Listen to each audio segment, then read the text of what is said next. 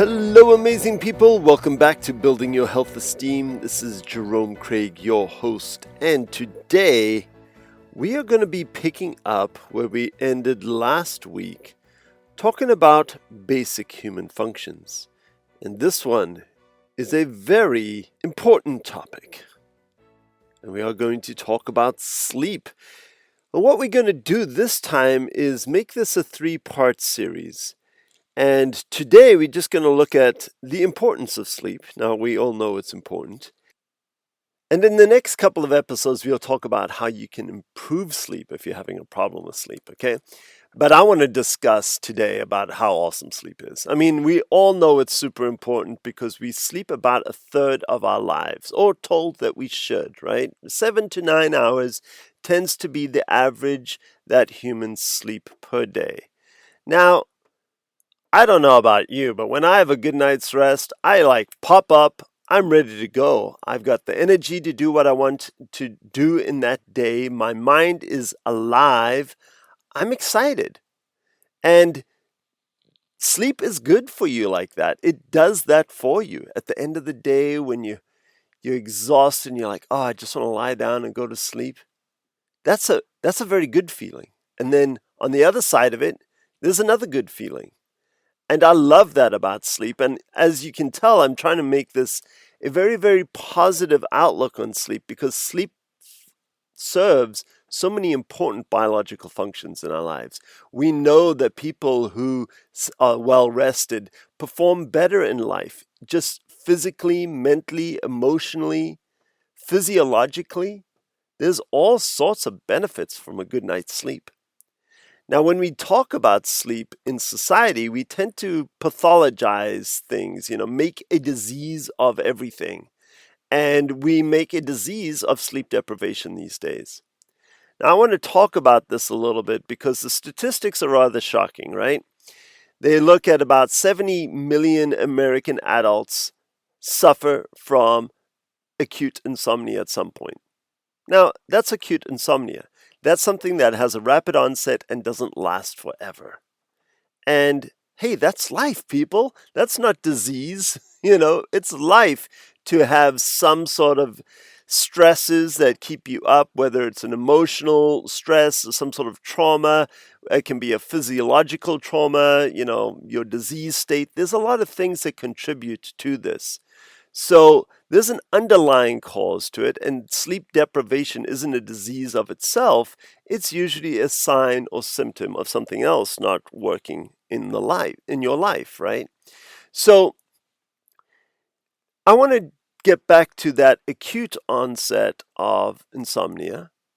Now, 70% of the people, that will go away. And then we get into maybe that chronic insomnia issue. Now that sucks.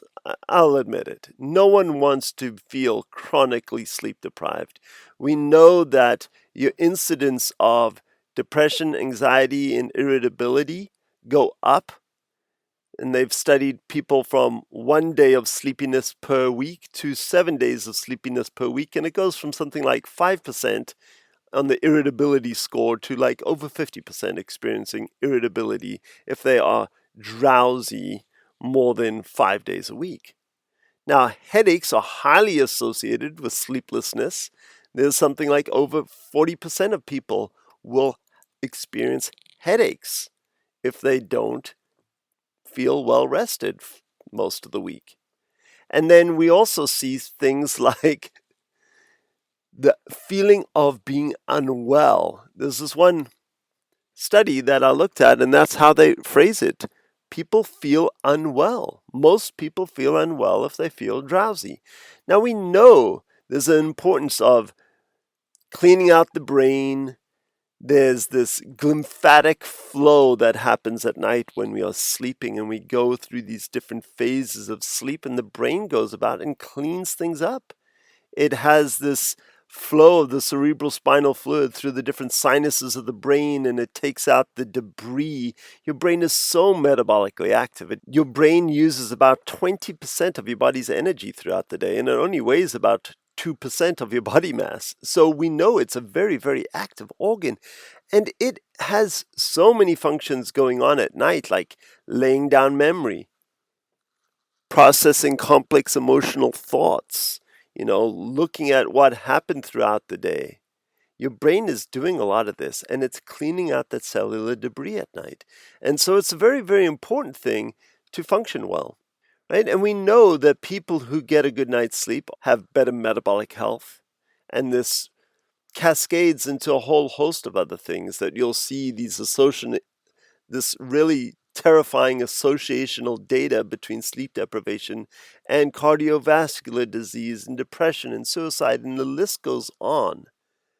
And I don't want us to focus on that, because the more we focus on the benefits of something, the more likely we are going to slip over into the deficits and talk about what's wrong with us.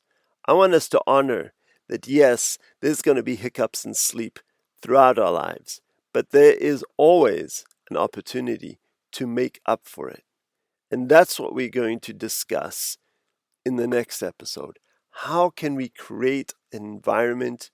How can we invite sleep into our lives? How can we reap the awesome benefits of this basic physiological drive, this basic human function that is so critical to living this life well, to performing at your best?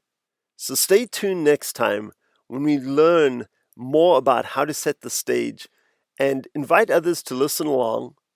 I think it is super important for us to focus on the benefits of sleep and not on the detriments of the lack. So I look forward to connecting with you again soon. Take care.